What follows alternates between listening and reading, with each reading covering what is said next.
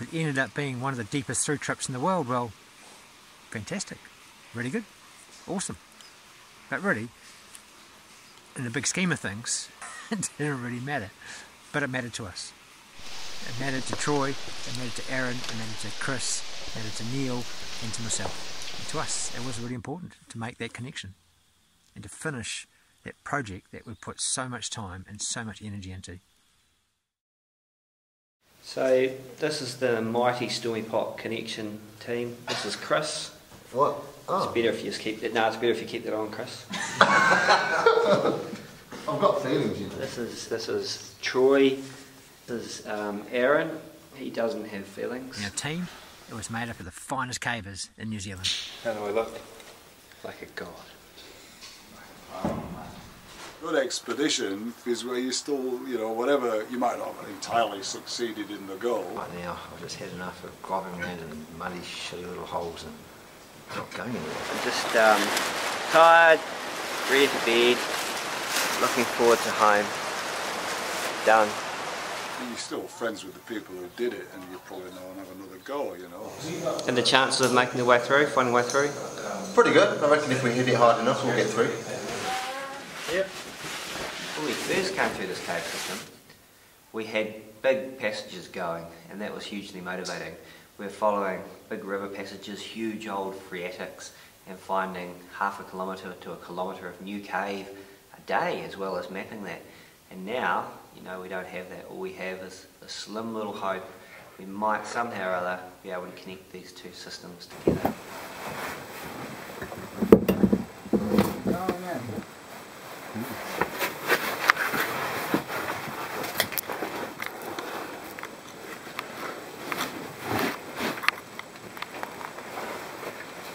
During the 2011 year, we'd also explore passage in Nettlebed, heading towards Stormy Pot. A group of us went into Nettlebed to look at the very end of the cave. On the way back to camp from a pretty fruitless sort of day, off one corner of the passage we noticed a tall canyon. It wasn't on the map, no one had been there before, and a cool wind was blowing out of it. We named the passage Yellow after the natural colour of the rock we're finding. The Yellow Passage ended in these tight canyons and piles of rocks.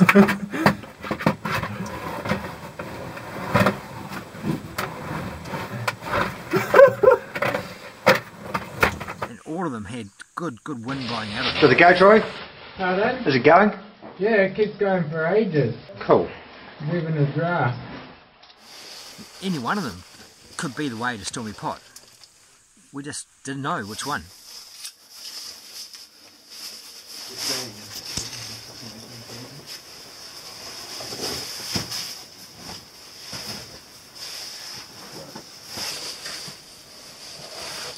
A survey did indicate though that we're heading into the blank space between Stormy Pot and Nettlebed. The Stormy Pot explorations were some of the best caving experiences of my caving career.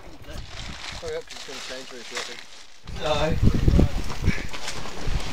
Seemed like a good idea when we were planning this. A real adventure, you know, it really felt like a true adventure with so many unknowns. We had this goal that we didn't even know was achievable. You know, we didn't know whether it was actually possible to get to Nettlebed, but we were kind of going in the right direction, and that seemed to be enough to keep us going.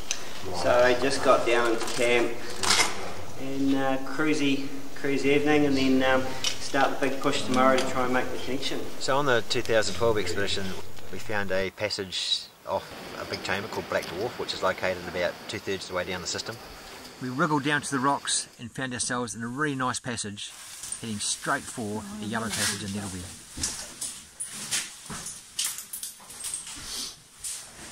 Stormy Pot and Nettlebed lie pretty much parallel to each other at this point, and we're in a passage called Correlation Street, and we've left the main streamway of Stormy Pot, and this is heading straight for Nettlebed. A rockfall blocked the way on. The passage had choked on a fault line well short of the Yellow Passage. So right now I've got a series of leads in Nettlebed and in Stormy Pot, and the ones in Nettlebed are sort of splaying out like this, and we just don't know if they're going to come into this little one or if what. And we started, yeah, looking around at the end of Coronation Street. My knees hurt, my back hurts, everything hurts.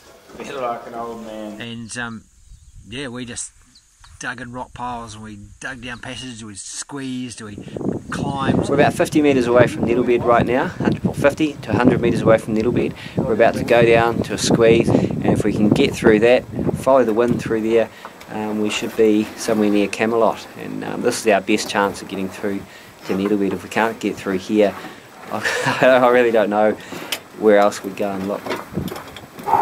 So what do you think, Chris? I think it looks disturbing there.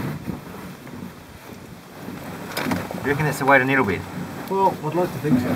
Lots of jokes too, you know, like coming through here and always joking about what we'll do if we make it through today. You know, we'll go out all the way through Nettlebed, do the first through trip and have a beer in the pub tonight, or we'll go back to the camp. How does it feel? Is it like a toiger?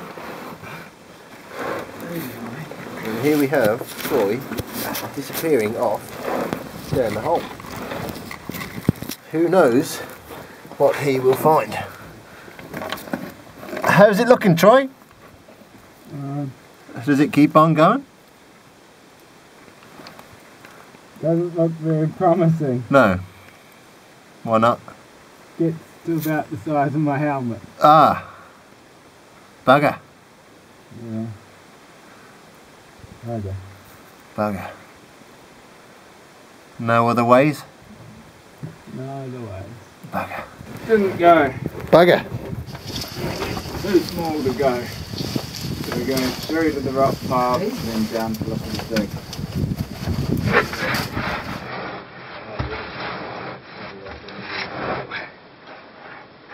How you doing, Neil? Good.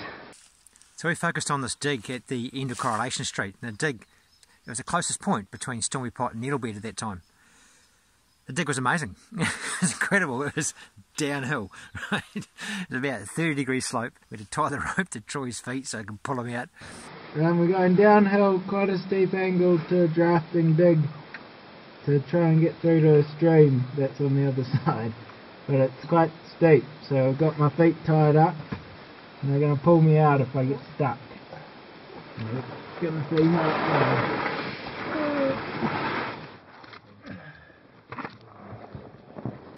Body tight tube and we're just digging through sand. We can hear a stream on the other side, so it's quite an exciting prospect, but there's lots and lots of dirt in the way, and it's digging downhill, which is really difficult. So yeah, we're all taking it in turns, and yeah, see what happens. We'll be doing this for days. Got one. It's big. Stop. Good. I'm going back down.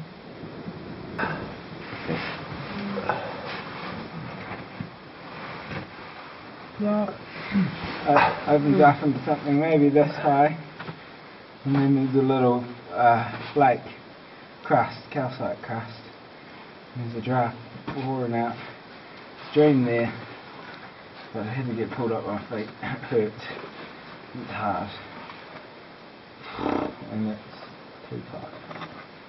Needs someone else to go and dig it. So at the bottom of Stormy Pot, we've just come out of a passage. We've been trying to connect through the Nettlebed all day, absolutely shattered, and we've got to go back through the swims, which is a huge psychological barrier for me. It was hard. It was really, really hard. We're doing it through the winter months, and you know, the cave was flood prone.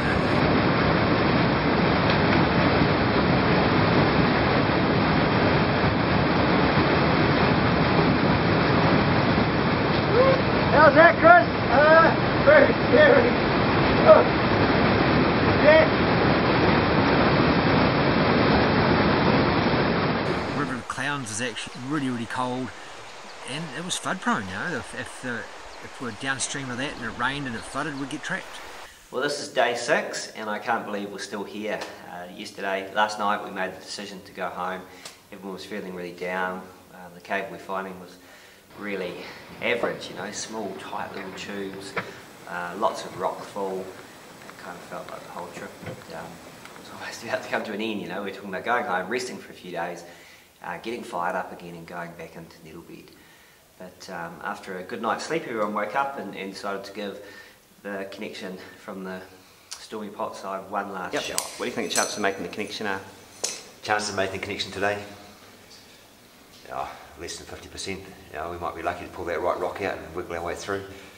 We could spend the rest of our life digging, who knows. So we went down the streamway today. I went down, did some filming, and then came back up.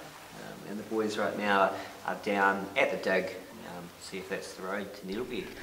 But that's the last shot. After that, we're probably heading up to the surface tomorrow and then home. A lot of debate today about what we're going to do. Aaron's headed out, and so there was quite a keen consensus that we should put out with Aaron and not go further downstream. It's cold, wet since the and so that was when we got back to camp last night. So we had a lot of debate and decided that we'd stay on for at least this one last trip down to the dig and the squeeze. We're here now, which is good, and so we'll be off to have a look at what we can find, and hopefully we'll find something good.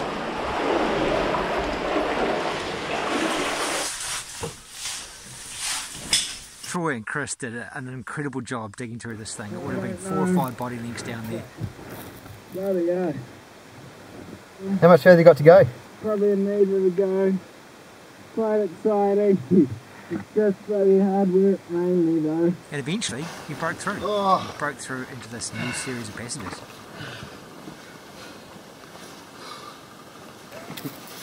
Okay, where you go, Troy? There we go, through the dig. Hours in the dig. And then getting really tired. And then on my last little shovel through it, breaks through a hole about this big. Kicked through the calcite crust, the bigger hole. And then squeezed through that and got stuck and then had to get pulled out and had a rest. And then eventually Chris and I went through, dug out from under myself and passed to Chris. And then out into this big rock pool chamber. Quite exciting, lots of shovel banging and yelling. And then here we are, hopefully heading to Nettlebed. Back tomorrow to survey. That's about all. Quite exciting. The wind blew from Stormy Pot to Nettlebed. We knew that. So when we got through the dig, we followed the draft and the wind went upstream. And we strongly believed that Nettlebed lay above us. So we pushed really hard upstream. We followed the wind upstream through a series of tight passages and climbs and eventually got to something we couldn't get up. When we plotted the survey of this new passage on the main map, we realised we had in fact gone the wrong way. Nettlebed lay downstream. So Troy, Chris and I went back. We went back a month or so later and we set up a camp which we called Rover's Return. Yeah! Yay!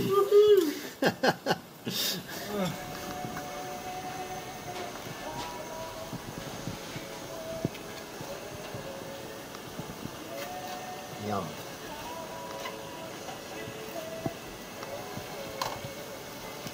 At Coronation Street, Rover's Return.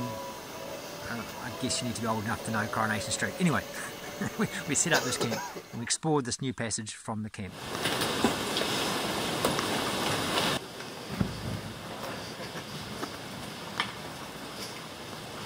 We went downstream.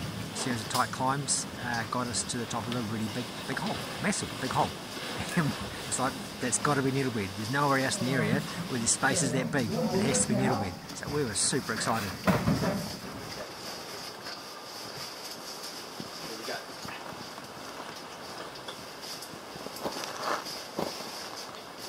We abseiled down 40 metres and yeah, the cave just stopped.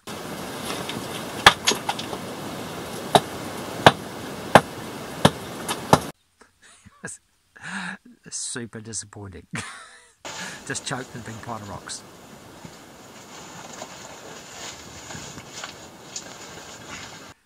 So yeah, that was kind of almost game over for us for a while. Yeah, we just thought that's it. Done. We just can't connect these two caves together. Then Red Bull Media House came along and we had that expedition where we put a team in both caves, and the Stormy Pot crew based in the Rover's Return camp put dye in this new streamway. and we're in the Rovers Return Camp, and on our last expedition down here we were based in this campsite for 7 days trying to make the connection, well 6 days trying to make the connection, and we put in fluorescein dye, we had a smoke connection. And then I led the team into Nettlebed and we found the dye coming out of a side passage.